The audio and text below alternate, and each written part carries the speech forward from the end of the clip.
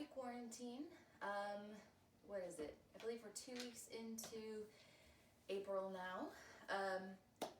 Current updates, we do have virtual training going on, so let me know if you'd be interested in doing that. And we plan to open May 4th is when the current lockdown is technically supposed to be over. Of course, it'll be played by ear depending on how the corona's going and what Inslee decides to do moving forward. So right now we do have the plan to open up on May 4th. We'll see how that's going. I know in Washington, everything's, the virus has really slowed down. But yeah, so just make sure you're still getting workouts in, staying active, staying healthy, washing your hands, sanitizing your hands, practicing social distancing, and just staying healthy so we can get this all behind us sooner rather than later. So today we're actually going to be doing something a little bit different.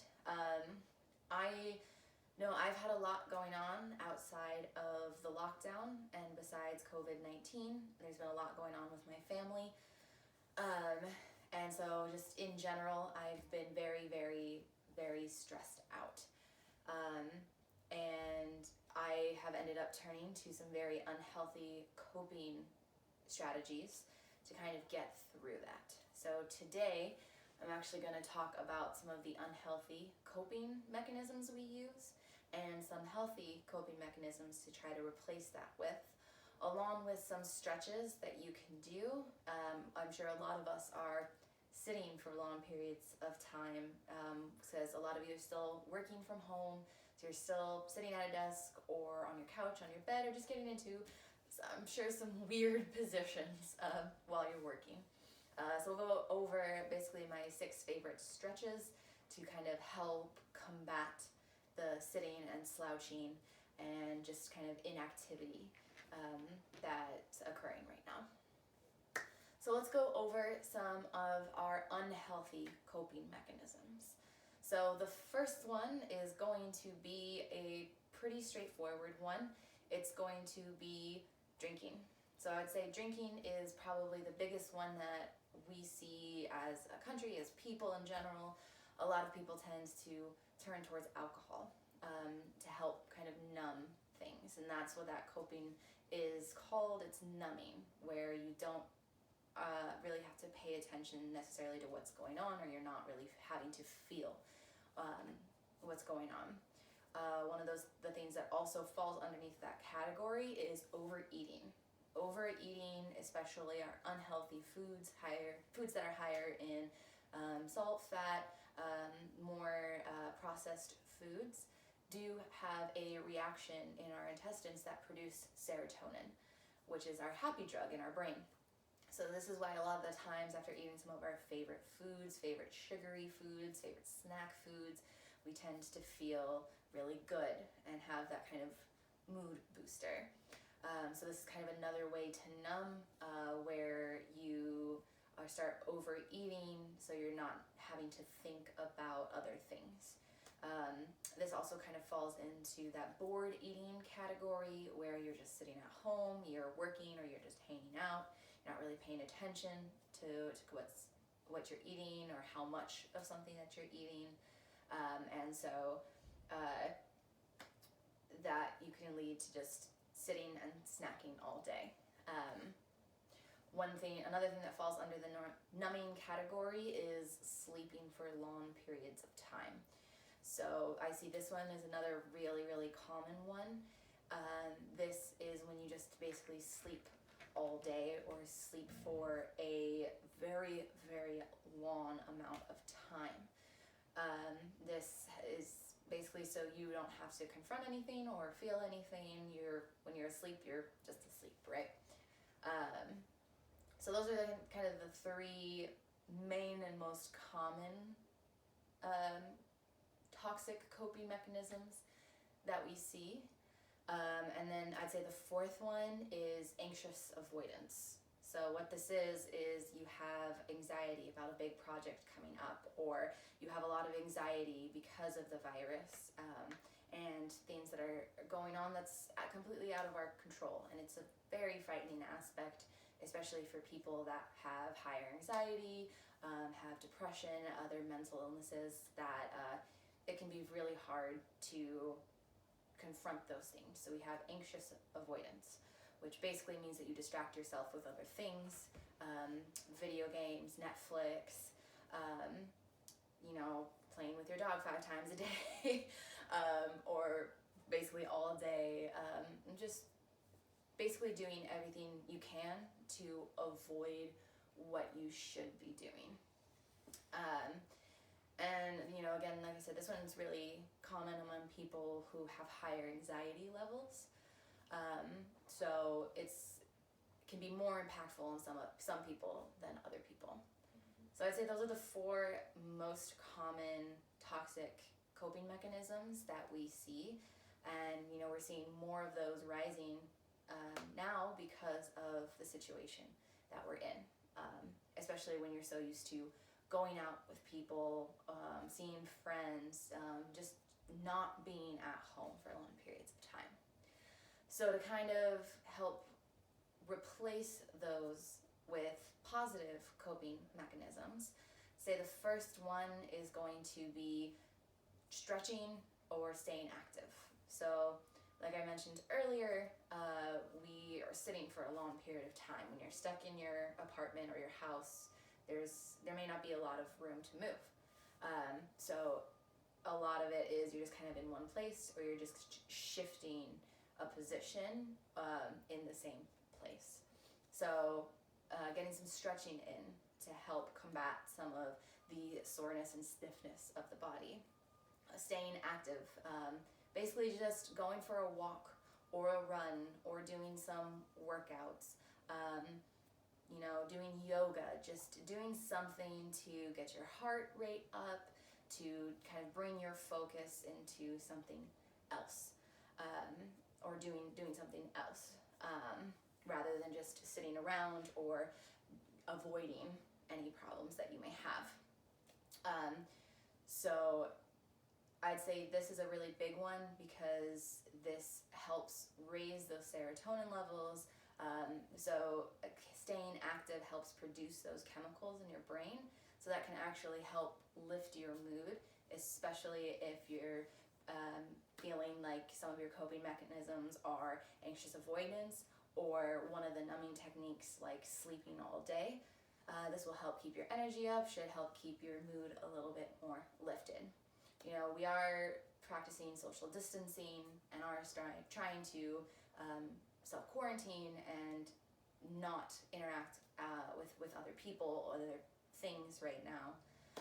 But go out, take a walk. It was 70 degrees today. It was beautiful. So definitely just get some fresh air, practice safe social distancing, keep yourself healthy, wear a mask, wear gloves if you're going out, and just go outside, go to a park that's not crowded, and maybe do some jumping jacks in place or just soak up some sun. As we're getting sunnier, we're gonna want to go outside more. So just give yourself some time to actually do that and enjoy the sun, even though we're all self-quarantined right now. So the next one is going to be hydration. So making sure that you're still drinking plenty of water during this time. You want to make sure that you are not getting dehydrated. That sounds really weird when you're in your apartment all day, but a lot of us tend to forget to drink water if our focus is somewhere else. So if we're working all day, even when we're in our apartment, if it's not right in front of us, we tend to forget about it. And so then that can lead to, when you do go to drink water, you just chug the whole bottle because you haven't been drinking water all day, so now you're dehydrated. It sounds a little icky, but a good way to check how hydrated you are is the color of your urine. You generally want pretty clear urine, so if it's really yellow or a dark color, you want to get water into your system. That's just the easiest way to check how dehydrated you are. But grab a water bottle and keep it next to you in front of your desk, or set a reminder on your phone. And this will help remind you to actually get that hydration. So my fourth one is to eat. And I know, we just talked about overeating, but a lot of people tend to kind of go the opposite way, where we just don't eat enough, or we're snacking all day. So one of the big things to do is still make sure you are getting in your balanced, healthy, full, minimally processed meals. When you don't eat and you're actually under eating, that can actually spike up your cortisol, your stress levels, and cause more anxiety or more depression. So making sure that you're still trying to stick with the normal foods that you would be having. And I know a lot of us, because we are stuck home, are not used to cooking. I know a lot of you would go out and get food, and while the restaurants are still open and we can still go pick up food, it's probably a lot easier to cook at home. So if you guys would like maybe a video on cooking or just some easy meals to make, let me know, and I'll start a little cooking show. And because I definitely need that too. So make sure you're eating still. And I'd say to go along with that, while we do have a tendency right now to overeat or eat foods that aren't the healthiest for us, making sure you're not necessarily guilting yourself either. You've probably seen it a lot, but this is a trauma for a lot of people. A lot of people aren't used to being locked inside all day, or they're going stir crazy. Their mental health is not able to, get better, or they're not able to deal with a lot of problems that they may be having because they can't go outside. So, just remember to be kind to each other too, and make sure you're getting some of that food in, and you're trying to help balance everything out. My next one is going to be actually write down what you need to do that day. A lot of us, I'm sure, are sleeping in super late, right? Even when we work from home, we're still working from home. So you can go to bed late, wake up late, still get work done. Some people who may not be even working right now, it can be worse for them. So making sure that you have a list of what you actually need to do can help relieve some of the anxiety and pressure of what you need to do that day, as well as actually give you a timeline and allow you to check off all of those things. I know I definitely underestimate how nice it feels when you check things off. So, write out on a piece of paper, on a whiteboard, that, I have to do this today, I have to do this today, I have to do this today, and check it off as you go. And so you can get more intense with that. You could maybe write out how much time to take for that, actually plan out your day. So you say, at noon, I'm going to do, 5 minutes of stretching.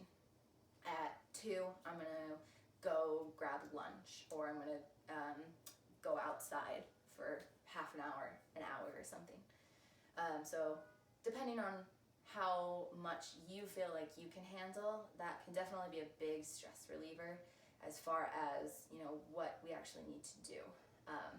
And it can be really helpful for some people who feel unbalanced, because while they know that they have a lot of stuff to do, you're just sitting at home, and so you kind of anxiously avoid it and push it off. Well, if you have a list in front of you, it can be a little easier to go, okay, I understand what I need to get done, and this is how I'm going to do it. Come up with a plan to how you're going to achieve the plan for today. And my last one is going to be sleep. Getting a proper sleep cycle. I know as much fun and as tempting as it is to stay up super late and sleep in just because you don't have anything else to do, that can really throw off all of our cycles.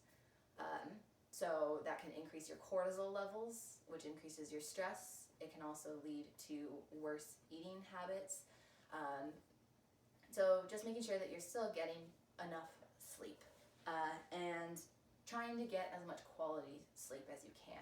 Kind of going back to the fact that this is a collective trauma that we're going through. It can be really hard for some people to fall asleep right now or get a good restful sleep because of how anxious or worried we are. So if you want any tips as well on actually getting to sleep, let me know and I can also make another video. But I think the basics ones would be no electronics about 2 hours to an hour before bed, read, listen to a podcast, just nothing where you have a screen directly in front of your face so that light that's emitting from it will keep your brain up. So try not to have a screen in front of your face an hour to 2 hours before bed. Do something calming. Have a nighttime routine as well. If you have the routine of going to wash your face, take a shower, brush your teeth, just some things that you do right before you go to bed that can actually help let your body know, hey, it's time to start producing melatonin, which will help you sleep and get a more restful sleep. Other things, just make sure you have a cool room, and just make sure that you're not drinking anything about 45 minutes to an hour before bed. It takes roughly 45 minutes to an hour for liquid to go through your system, so making sure that you're not having to go up in the middle of the night to the bathroom. So those are my main tips on trying to control the uncontrollable right now and not let your entire schedule or system be overloaded and just go crazy. So let's go over some stretches that will be very helpful for you, especially if you're sitting for long periods of time. So I have 6 stretches to do, and the first one, you are going to need either a foam roller, a rolled up blanket, or a pillow.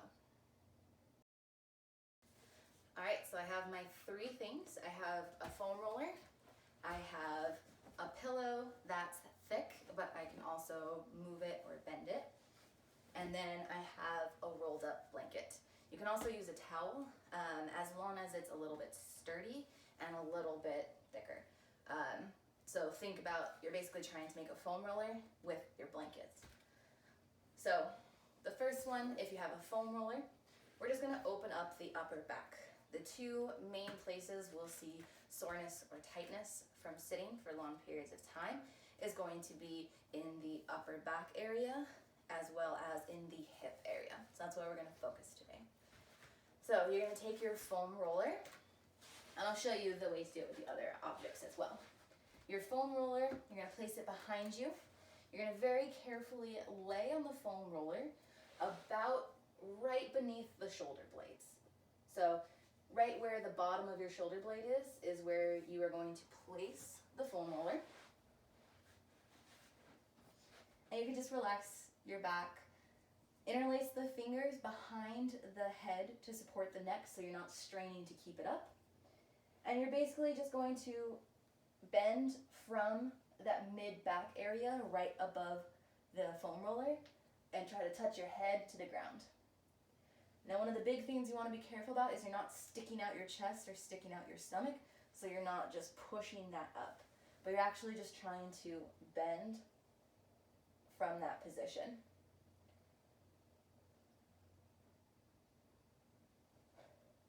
And this can release a lot of tension in that upper back and shoulder region. Just with some simple breaths, big inhales, big exhales. So you can do the same thing with a pillow. So I'm just gonna fold my pillow in half.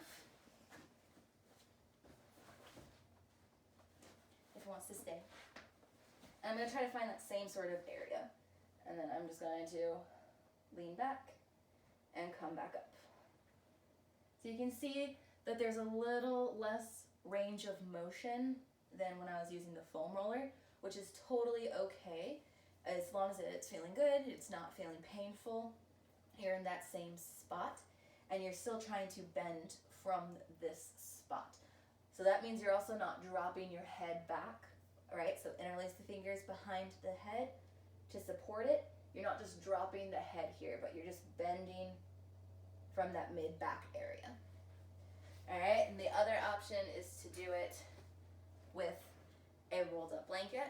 You'll find this is very similar to the pillow.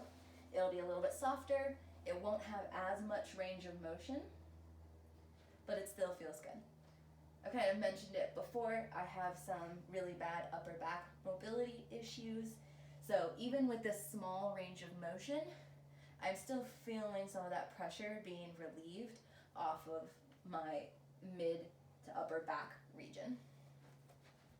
So doing that one, I'd say probably about 10 to 15 times, once, maybe twice through, will really help just start opening up those shoulders. Especially if we're sitting at a desk and we're staying hunched, we want to make sure that those shoulders are getting rolled back into place. So number 2, I've done this with pretty much all of you, is our wall angels. Now, you do have 2 options to do it.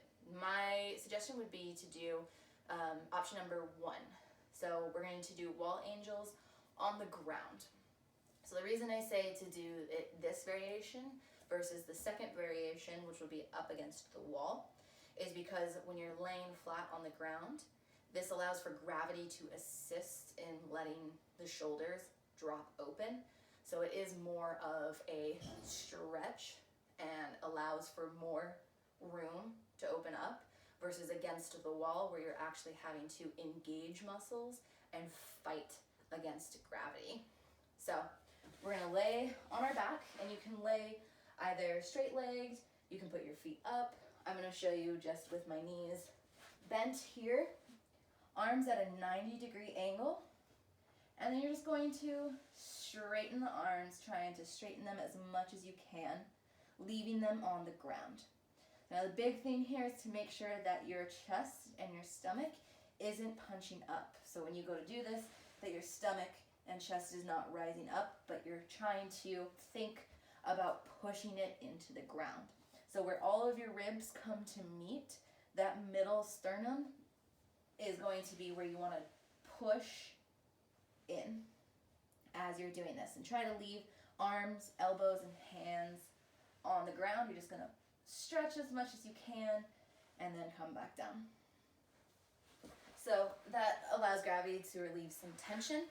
Option number 2 is going to be to do it up against the wall. With the wall, you are engaging those muscles, you're fighting against maybe some tighter chest or shoulder muscles, and you're also fighting against gravity, trying to push up. So it may not be as relieving. So you can see how great my upper back mobility is. Basically, eventually you want to be able to straighten out the arms, but I can't keep my elbows against that right now. So one of the ways you can tell if maybe you have a little bit tight upper back mobility or tight chest and shoulder muscles is when you extend your arms, you may feel a pinching in one of your shoulders, one or both of your shoulders, and that rib cage punches through. So as I go to lift up, you may feel the chest punch forward like that. And that's how I can tell when I'm working with you guys if there is some mobility that we need to work on, or if there is some tightness in the muscles. So, fun fact, a little pro tip. Number 3 is going to be a upper back twist. All right? So what you're gonna do is you're gonna lie on your side,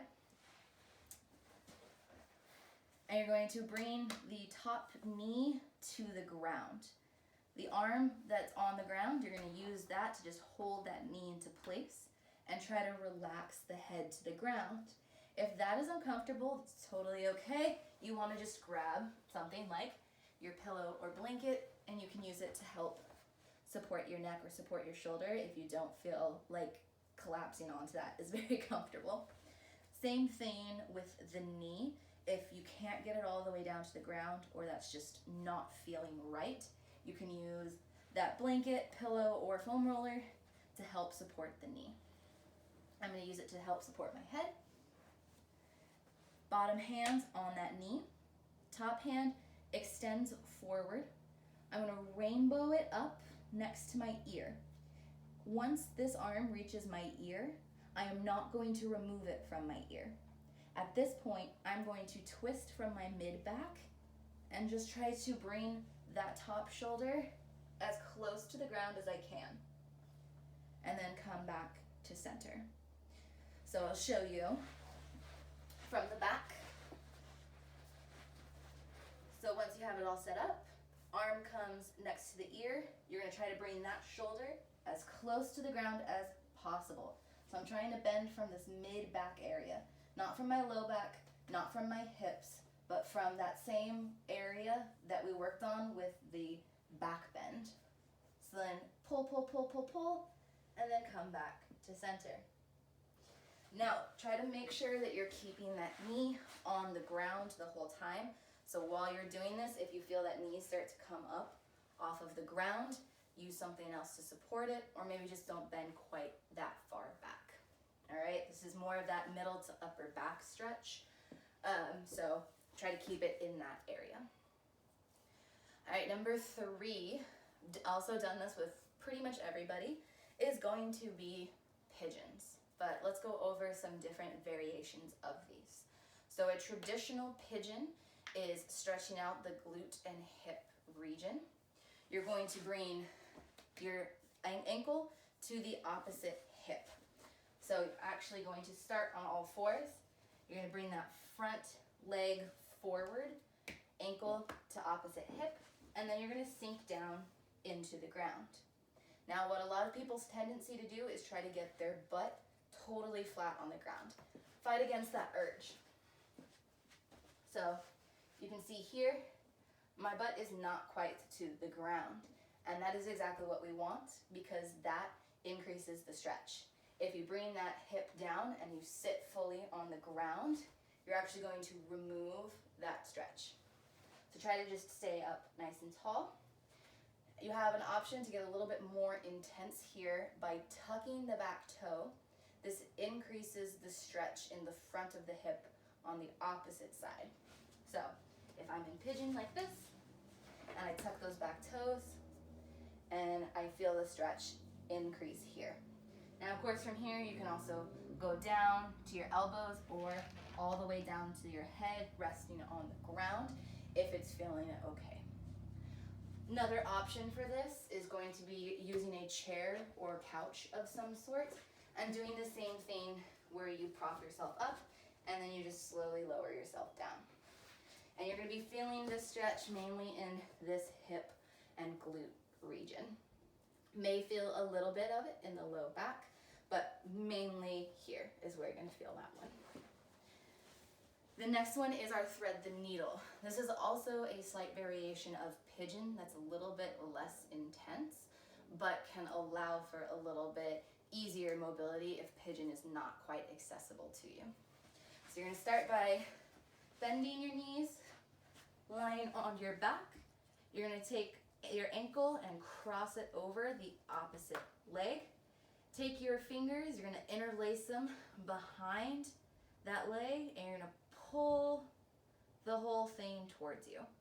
So now you want to be careful if you start to feel any pulling, tingling, warming, basically any weird sensation happening in the knee, ease out of it. That is your quad muscle pulling on your kneecap, and that is definitely not what we want.